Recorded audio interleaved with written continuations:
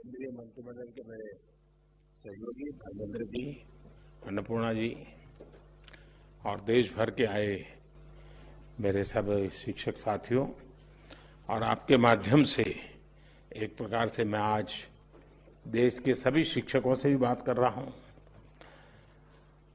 देश आज भारत के पूर्व राष्ट्रपति और शिक्षाविद डॉक्टर राधाकृष्णन जी को उनके जन्म दिवस पर आदरांजलि दे रहा है। और ये हमारा सौभाग्य है कि हमारे वर्तमान राष्ट्रपति भी टीचर हैं। उनका जीवन का प्रारंभिक काल उन्होंने एक शिक्षक के रूप में काम किया, और वो भी दूर सुदूर उड़ीसा के इंटीरियर इलाके में, और वहीं से उनकी जिंदगी अनेक प्रकार से हमारे लिए ये सुभग संयोग है। और ऐसे टीचर राष्ट्रपति के हाथ से आपका सम्मान हुआ है, तो ये और आपके लिए गर्व की बात है।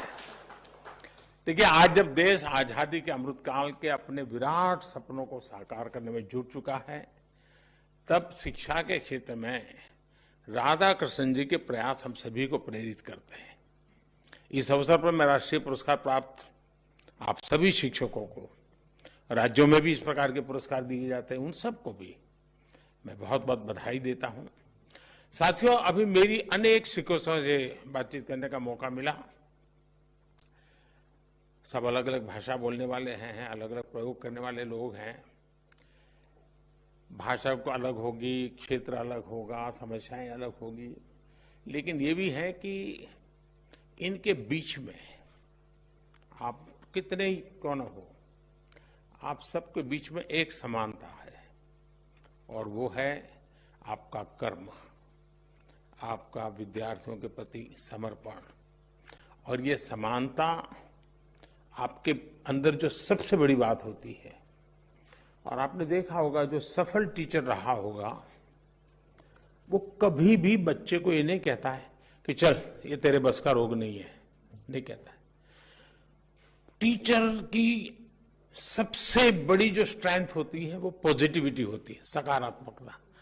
कितना ही बच्चा पढ़ने में लिखने में पूरा, अरे करो बेटे हो जाएगा, अरे देखो बेटे करो, देखो देखो उसने किया तुम भी करो हो जाएगा। यानी आप देखिए उसको पता भी नहीं है, लेकिन टीचर के गुणों में होता है, वो हर बार पॉजिटिव ही बोलेगा। वो कभी किसी को नेगेटिव कमेंट करके निराश कर देना, हताश कर देना उसके नेचर में नहीं है। और एक टीचर की भूमिका ही है जो व्यक्ति को रोशनी दिखाने की काम को करती है, वो सपने बोती है। टीचर जो है ना, वो हर बच्चे के अंदर सपने बोता है और उसको संकल्प में परिवर्तित करने की ट्रेनिंग देता है कि देख ये सपना पूरा हो सकता है, तुम एक बार संकल्प लो, लग जाओ। आपने देखा होगा कि वो बच्चा सपनों को संकल्प में परिवर्तित कर देता है, और टीचर ने जो रास्ता दिखाया है उसे वो सिद्ध कर करके रहता है। यानी सपने से सिद्धि तक की इस पूरी यात्रा उसी प्रकाश पुंज के तहत होती है जो किसी टीचर ने उसकी जिंदगी में सपना बोया था, दिया जलाया था, जो उसको कितनी ही चुनौतियों अंधेरों के बीच में भी रास्ता दिखाता है। और अब देश भी आज नए सपने, नए संकल्प लेकर के एक ऐसे मोड़ पर खड़ा है कि आज जो पीढ़ी है, जो विद्यार्थी अवस्था में है, 2047 में हिंदुस्तान कैसा बनेगा ये उन्हीं पर होने वाला है, और उनका जीवन आपके हाथ में है। इसका मतलब हुआ कि 2047 को देश गढ़ने का काम आज जो वर्तमान में टीचर हैं, जो आने वाले 10 साल 20 साल सेवाएं देने वाले हैं, उनके हाथ में 2047 का भविष्य तय होने वाला है। और इसलिए आप एक स्कूल में नौकरी करते ऐसा नहीं है, आप एक क्लासरूम में बच्चों को पढ़ाते ऐसा नहीं है, आप एक सिलेबस को अटेंड करते ऐसा नहीं है, आप उसके साथ जुड़ करके उसकी जिंदगी बनाने का काम और उसकी जिंदगी के माध्यम से देश बनाने का सपना लेकर के चलते हैं। जो टीचर का सपना खुद का ही छोटा होता है, उसके दिमाग में 10 से 5 का ही भरा रहता है, आज 4 पीरियड लेने हैं वही रहता है, तो वो उसके लिए वो भले तनख्वाह जाता है, 1 तारीख का वो इंतजार करता है, लेकिन उसको आनंद नहीं आता है, उसको वो चीजें बोझ लगती है। लेकिन जब उसके सपनों से जुड़ जाता है तब ये कोई चीज उसको बोझ नहीं लगती है, उसको लगता है कि अरे मेरे इस काम से तो मैं देश का इतना बड़ा कंट्रीब्यूशन करूं, अगर मैं खेल के मैदान में एक खिलाड़ी तैयार करूं और मैं सपना संजोऊं कि कभी न कभी मैं उसको दुनिया में कहीं न कहीं तिरंगा झंडे के सामने खड़ा हुआ देखना चाहता हूं, आप कल्पना कर सकते हैं आपको उस काम का आनंद कितना आएगा, आपको रात रात जागने का कितना आनंद आएगा। और इसलिए टीचर के मन में सिर्फ वो क्लासरूम, वो अपना पीरियड 4 लेने हैं 5 लेने, वो आज आया नहीं तो उसके बदले में भी मुझे जाना पड़ रहा है, ये सारे बोझ से मुक्त होकर के, मैं आपकी कठिनाइयां जानता हूं इसलिए बोल रहा हूं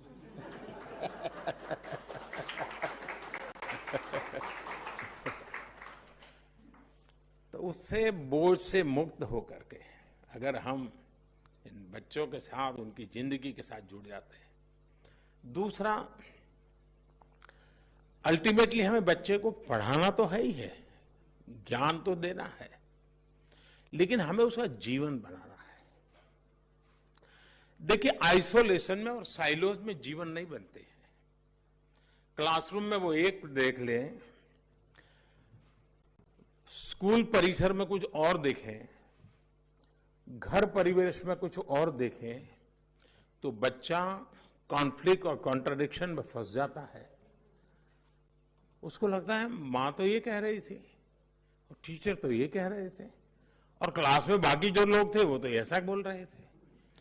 उस बच्चे को दुविधा की जिंदगी से बाहर निकालना है हमारा काम है, लेकिन उसका कोई इंजेक्शन नहीं होता है कि चलो आज ये इंजेक्शन ले लो तुम दुविधा से बाहर, टीका लगा दो दुविधा से बाहर, ऐसा तो नहीं है। और इसके लिए टीचर के लिए बहुत जरूरी है कोई इंटीग्रेटेड अप्रोच हो उसका। कितने टीचर हैं जो स्टूडेंट्स के परिवार को जानते हैं, कभी परिवार को मिले हैं, कभी उनसे पूछा कि भाई घर आके क्या करता है, कैसा करता है, आपको क्या लगता है, और कभी ये बताया कि देखिए भाई मेरे क्लास में आपका बच्चा आता है, इसमें ये बहुत बढ़िया ताकत है जी, आप थोड़ा इसको घर में भी जरा देखिए, बहुत आगे निकल जाएगा।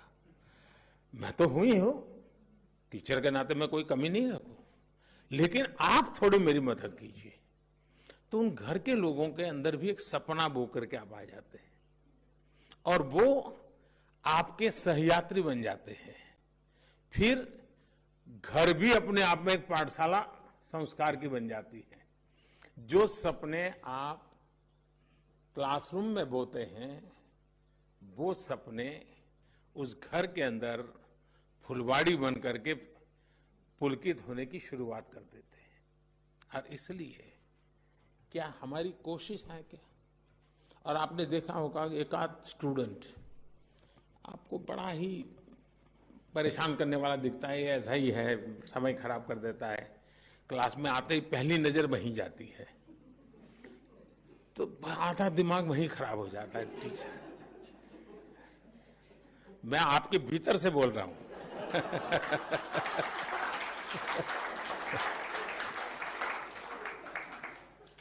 और वो भी वैसा होता है कि पहली बेंच पे ही बैठेगा। उसको भी लगता है कि ये टीचर मुझे पसंद नहीं करते हैं तो पहले सामने आएगा वो। और आपका आधा समय वो ही खा जाता है। ऐसे में उन बाकी बच्चों को अन्याय हो जाए, कारण क्या है? मेरी पसंद नापसंद। सफल टीचर वो होता है जिसकी बच्चों के संबंध में, स्टूडेंट्स के संबंध में न कोई पसंद होती है न कोई नापसंद होती है। उस उसके लिए वो सब के सब बराबर होते हैं। मैंने ऐसे टीचर देखे हैं कि जिनका अपना संतान भी उसी क्लासरूम में है, लेकिन वे टीचर क्लासरूम में खुद के संतान को भी वही ट्रीटमेंट देते हैं जो सब स्टूडेंट्स को देते हैं। अगर 4 लोगों को पूछना है, उसकी बारी आई तो उसको पूछते हैं, स्पेशली उसको कभी नहीं कहते कि तुम ये बताओ, तुम ये करो, कभी नहीं, क्योंकि उनको मालूम है कि उसको एक अच्छे माँ की जरूरत है, अच्छे पिता की जरूरत है, लेकिन अच्छे टीचर की भी जरूरत है। तो वो भी कोशिश करते हैं कि घर में मैं माँ बाप का रोल पूरा करूंगा, लेकिन क्लास में तो मुझे उसको टीचर स्टूडेंट का ही मेरा नाता रहना चाहिए, वो घर वाला रिश्ता यहाँ आना नहीं चाहिए। ये टीचर का बहुत बड़ा त्याग होता है, तब संभव होता है जी। ये अपने आप को संभाल करके इस प्रकार से काम करना, ये तब संभव होता है। और इसलिए हमारे जो शिक्षा व्यवस्था है, भारत की जो परंपरा रही है, वो किताबों तक सीमित कभी नहीं रही है, कभी नहीं रही है। वो तो एक प्रकार से एक सहारा है, सहारा है हमारे लिए। हम बहुत सी चीजों, और आज टेक्नोलॉजी के कारण ये बहुत संभव हुआ है। और मैं देख रहा हूं कि टेक्नोलॉजी के कारण बहुत बड़ी मात्रा में हमारे गांव के टीचर भी, जो स्वयं टेक्नोलॉजी का उनका पढ़ाई नहीं हुई है, लेकिन करते करते वो सीख गए, और उन्होंने फिर सोचा कि भाई, क्योंकि उसके दिमाग में स्टूडेंट भरा पड़ा है, उसके दिमाग में सिलेबस भरा पड़ा है, तो वो चीजें प्रोडक्ट तैयार करता है जो उस बच्चे के काम आती है। यहां सरकार में बैठे हुए लोगों के दिमाग में क्या रहता है? आंकड़े रहते हैं कि भाई कितने टीचर भर्ती करना बाकी है, कितने स्टूडेंट का ड्रॉप आउट हो गया, बच्चियों का एनरोलमेंट हुआ कि नहीं हुआ, उनके दिमाग में भी रहता है। लेकिन टीचर के दिमाग में उसकी जिंदगी रहती है। बहुत बड़ा फर्क होता है। और इसलिए अगर टीचर इन सारी जिम्मेवारियों को ढंग से उठा लेता है, अब हमारी जो राष्ट्रीय शिक्षा नीति आई है, इसकी इतनी तारीफ हो रही है, इतनी तारीफ हो रही है। क्यों हो रही है? उसमें कुछ कमियां नहीं होगी ऐसा तो मैं दावा नहीं कर सकता हूं, कोई नहीं दावा कर सकता है। लेकिन जो लोगों के मन में पड़ा था, उनको लगा यार ये कुछ रास्ता दिख रहा है, ये कुछ सही दिशा में जा रहे हैं, चलिए उस रास्ते पर हम चलते हैं। हमें पुरानी आदतें इतनी घर कर गई है कि राष्ट्रीय शिक्षा नीति को एक बार पढ़ने सुनने से बात बनने वाली नहीं है जी। महात्मा गांधी को कभी एक बार किसी ने पूछा था कि भाई आपको कुछ मन में संशय हो, समस्याएं हो तो क्या करते हैं? तो कहा मुझे भागवत गीता से बहुत कुछ मिल जाता है। इसका मतलब वो बार बार उसको पढ़ते हैं, बार बार उसके अर्थ बदलते हैं, बार बार नए अर्थ दिखते हैं, बार बार नया प्रकाशमान पुंज सामने खड़ा हो जाता है। ये राष्ट्रीय शिक्षा नीति भी जब तक शिक्षा जगत के लोग उससे हर समस्या का समाधान उसमें है क्या, 10 बार पढ़े, 12 बार पढ़े, 15 बार पढ़े, सॉल्यूशन इसमें है क्या, उसको उस रूप में हम देखेंगे। एक बार आया है, चलो सर्कुलर आता है, वैसे देख लिया तो नहीं होगा। उसको हमने हमारी रगों में उतारना पड़ेगा, हमारे जहन में उतारना पड़ेगा। अगर ये प्रयास होता है तो मुझे पक्का विश्वास है कि राष्ट्रीय शिक्षा नीति बनाने में हमारे देश के टीचर्स का बहुत बड़ा रोल रहा है। लाखों की तादाद में टीचर्स ने कंट्रीब्यूट किया है इसको बनाने में। पहली बार देश में इतना बड़ा मंथन हुआ है। जिन टीचर्स ने इसे बनाया है, उन टीचर्स का काम है कि उसको सरकारी भाषा वगैरह बच्चों के लिए काम नहीं आती है। आपको माध्यम होना होगा कि सरकारी ये जो डॉक्यूमेंट है वो उनके जीवन का आधार कैसे बने, मुझे उसको ट्रांसलेट करना है, मुझे उसको फुल स्टॉप कॉमा के साथ पकड़ते हुए भी उसको सहज सरल रूप में उसको समझाना है। और मैं मानता हूं कि जैसे कुछ नाट्य प्रयोग होते हैं, कुछ ऐसे राइटिंग होता है, कुछ वक्तृत्व स्पर्धाएं होती हैं, बच्चों को राष्ट्रीय शिक्षा नीति पर चर्चाएं करनी चाहिए, क्योंकि टीचर उनको तैयार करेगा। जब वो बोलेंगे तो एक आध चीज नई आपको भी उभर करके आएगी। तो ये एक प्रयास करना चाहिए। आपको मालूम है कि अभी मैंने 15 अगस्त को आज़ादी के 75 साल का ये मेरा भाषण था, तो उसका एक अपना अलग मेरा मिजाज भी था। तो मैंने 2047 को ध्यान में रख करके बातें की और उसमें मैंने आग्रह किया कि पंच प्राण की चर्चा की। क्या उन पंच प्राण हमारे क्लासरूम में इसकी चर्चा हो सकती है क्या? असेंबली जब होती है, चलिए भाई आज फलाना विद्यार्थी और फलाना टीचर पहले प्राण पर बोलेंगे, मंगल को दूसरे प्राण पर, बुधवार को तीसरे प्राण पर, शुक्रवार को पांचवें प्राण पर, फिर अगले सप्ताह फिर पहले प्राण पर ये टीचर यानी साल भर। उसका अर्थ क्या है? हमें क्या करना है? ये पंच प्राण हमारा भी तो प्राण तत्व होना चाहिए, हर नागरिक का होना चाहिए। इस प्रकार से अगर हम कर सकते हैं तो मैं समझता हूं उसकी सराहना हो रही है। सब लोग कह रहे हैं हाँ भाई ये 5 प्राण ऐसे हैं कि हमारे आगे जाने का रास्ता बना देते हैं। तो ये 5 प्राण उन बच्चों तक कैसे पहुंचे, उनके जीवन में कैसे आए, इसको जोड़ने का काम कैसे करेंगे। दूसरा, हिंदुस्तान में अब कोई स्कूल में बच्चा ऐसा नहीं होना चाहिए जिसके दिमाग में 2047 का सपना न हो। उसको कहना चाहिए बताओ भाई तुम 2047 में तुम्हारी उम्र क्या होगी, उसको पूछना चाहिए। हिसाब लगाओ, तुम्हारे पास इतने साल है, तुम बताओ इस इतने सालों में तुम तुम्हारे लिए क्या करोगे और देश के लिए क्या करोगे। हिसाब लगाओ 2047 के पहले तुम्हारे पास कितने साल है, कितने महीने हैं, कितने दिन हैं, कितने घंटे हैं। तुम एक एक घंटे को जोड़ करके बताओ तुम क्या करोगे। तुरंत उसका एक पूरा कैनवास तैयार हो जाएगा कि हाँ आज 1 घंटा चला गया, मेरा 2047 तो पास आ गया। आज 2 घंटे चले गए, मेरा 2047 पास आ गया। मुझे 2047 में ऐसे जाना है, ऐसे करना है। अगर ये भाव हम बच्चों के मन मंदिर में भर देते हैं, एक नई ऊर्जा के साथ, एक नई उमंग के साथ, वो बच्चे लग जाएंगे। और दुनिया में प्रगति उन्हीं की होती है जो बड़े सपने देखते हैं, बड़े संकल्प लेते हैं और दूर की सोच करके जीवन को खपा देने के लिए तैयार होते हैं। हिंदुस्तान में 1947 के पहले एक प्रकार से दांडी यात्रा 1930 और 1942 अंग्रेजों भारत छोड़ो, ये जो 12 साल आप देखिए पूरा हिंदुस्तान उछल पड़ा था। सिवाय आजादी कोई मंत्र नहीं था। जीवन के हर काम में आजादी, स्वतंत्रता, ऐसा एक मिजाज बन गया था।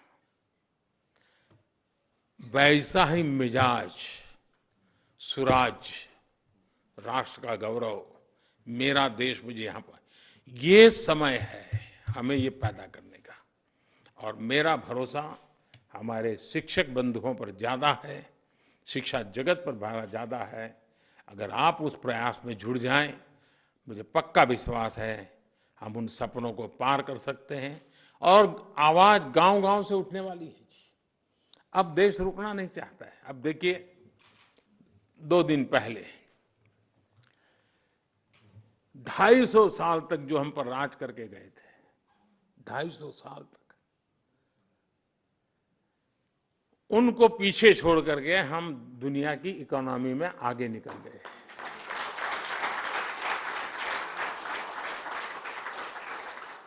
छह नंबर से 5 नंबर पर आने का जो आनंद होता है, उससे ज्यादा आनंद इसमें हुआ।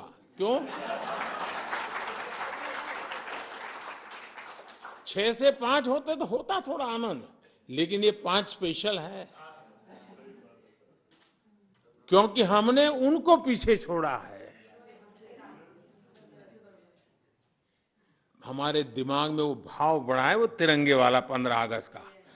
15 अगस्त के तिरंगे का जो आंदोलन था उसके प्रकाश में ये 5वां नंबर आया है और इसलिए उसके अंदर वो जिद भर गई है कि देखा मेरा तिरंगा और फहरा रहा है।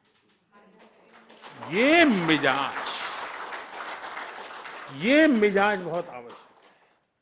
और इसलिए 1930 से 1942 तक का देश का जो मूड था, देश के लिए जीने का, देश के लिए जूझने का और जरूरत पड़ी तो देश के लिए मरने का, आज वो मिजाज चाहिए।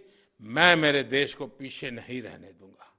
हजारों साल की गुलामी से बाहर निकले हैं, अब मौका है, हम रुकेंगे नहीं, हम चल पड़ेंगे। ये मिजाज पहुंचाने का काम सभी हमारे शिक्षक वर्ग के द्वारा हो तो ताकत अनेक गुना बढ़ जाएगी, अनेक गुना बढ़ जाएगी। मैं फिर एक बार, आप इतना काम कर करके अवार्ड प्राप्त किए हैं, लेकिन अवार्ड प्राप्त किया है इसलिए मैं ज्यादा काम दे रहा हूं।